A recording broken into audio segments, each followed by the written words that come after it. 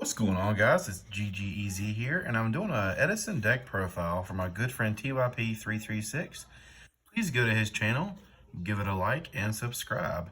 Also, while I'm at it, please hit up Dark Magical Gaming, two really good friends of mine.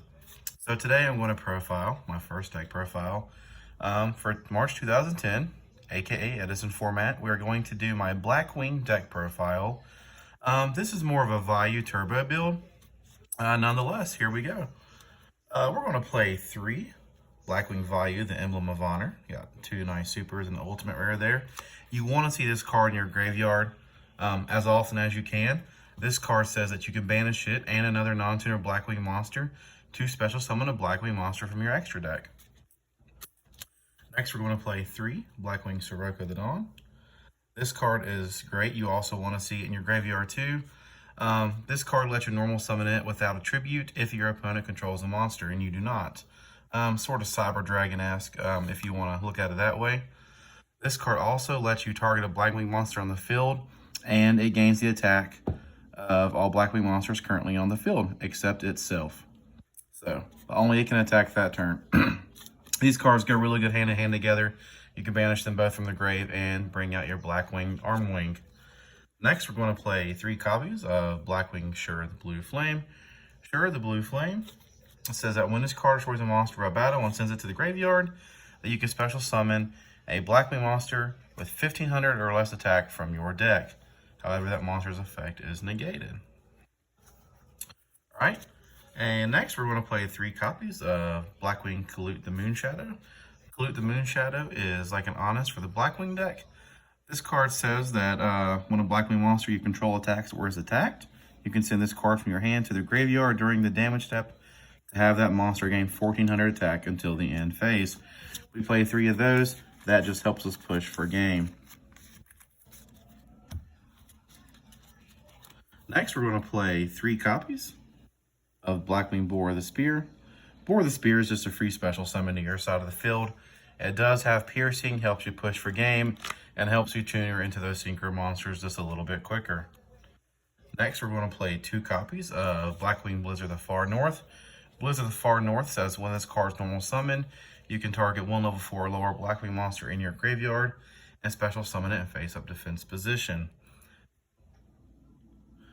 Next, we have 1 copy of Blackwing Gale the Whirlwind. That is another free special summon. Back in Edison format, this card was limited to 1, just to sort of curb the power of Blackwings. You can target 1 face-up monster your opponent controls, and you can have the attack and defense. This helps you get over a strong monster, like Stardust Dragon, Brio, things of that sort. You definitely need to play the 1 of in the deck. This also lets you special onto the field, and if you have another level 4, you can get to Black Rose. You can sync it off with your Sirocco and go into a Stardust play from there. And that's it for the Blackwing cards. Next, we're going to go into 2 Dark Grepher. Dark Grepher is what helps you get your values into the grave. It's also what helps you get your Siroccos into the grave. If you have Sirocco at hand, it is a free special summon. This helps facilitate your win condition. Next, we're going to play the 1 of Armageddon Knight. Sorry, I forgot it there for a minute. I don't have my copy yet. Waiting for it to come in. Check out these nice Amanda palm sleeves. Armageddon Knight just says when this card's normal summon, you can send a dark monster from your deck to your grave.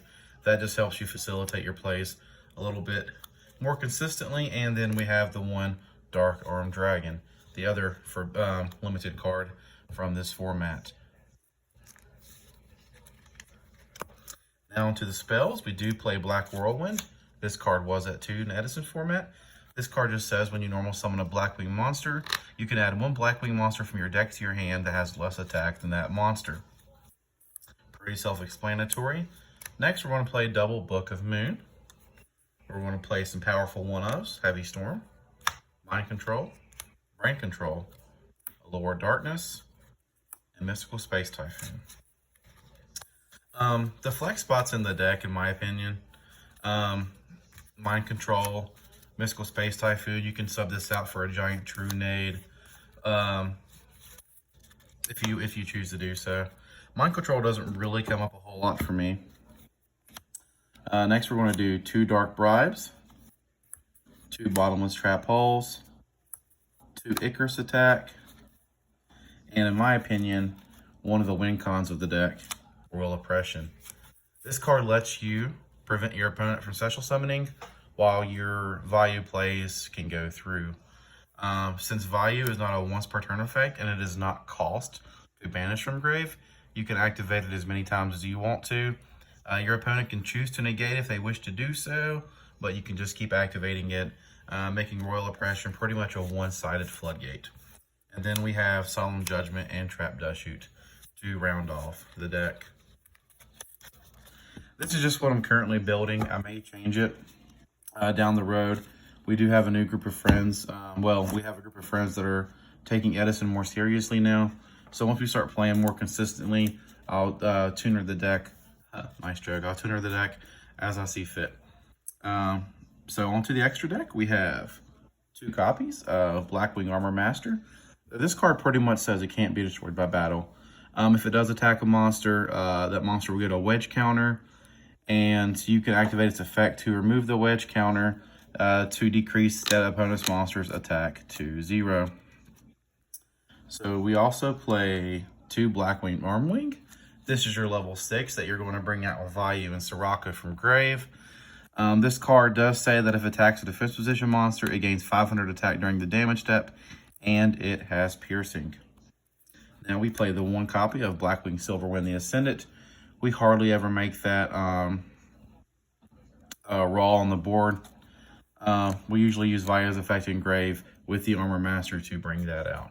But this card does say that when it is synchro summoned, you can select and destroy up to 2 face-up monsters on the field with defense lower than this card's attack. Like I said, it doesn't come up a whole lot, but it can. Next, we're going to play the 1 Black Rose Dragon, the 1 Stardust Dragon, the 1 Goyo Guardian, the 1 Red Dragon Archfiend. These are all pretty much staples during this format. Next, we have Mistorm, just because Trishula wasn't out yet. We do have Colossal Fighter, Thought Ruler Archfiend. We have Dark End Dragon, and to round it off, we have Bryonak, Dragon of the Ice Barrier. And I do not have a 15th card yet. That is a flex spot. You can do Magical Android. You could do another copy of Stardust if you choose to do so. You could side in copies of Starlight Road for that 2nd Stardust. But I might go ahead and put a 3rd Armed Wing in because that does come up. And that's going to do it for this deck profile, guys. I don't have a side deck, but once I start playing more with the guys, I'll come up with one. I'm thinking of some light imprisoning mirrors, things of that sort. Obviously, Cyber Dragons for the machine matchups, but this is it for the main deck and the extra deck. All right, and don't forget to give me a like and subscribe, and hit up TYP336 and Dark Magical Gaming for all your Edison content.